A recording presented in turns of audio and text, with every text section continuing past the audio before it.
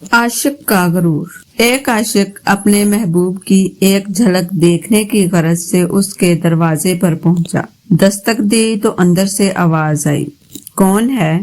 عاشق نے پرنم آنکھوں اور دل بے قرار کے ساتھ جواب دیا، میں ہوں، دید کو ترس گیا ہوں۔ اندر سے جواب ملا، واپس چلا جا، میرے چاہنے والوں میں کوئی نہیں۔ ابھی تیری آواز سے غرور و تکبر کی بو آتی ہے، تجھ میں انا باقی ہے، جا کچھ عرصہ اور ہجر و فراق کی آگ میں جل۔ عاشق نامراد مایوس ہو کر واپس لوٹ گیا۔ کچھ ماہو وصال اور گزرے تو محبوب کی جدائی میں جلا، صدمہ فراق سہتا رہا۔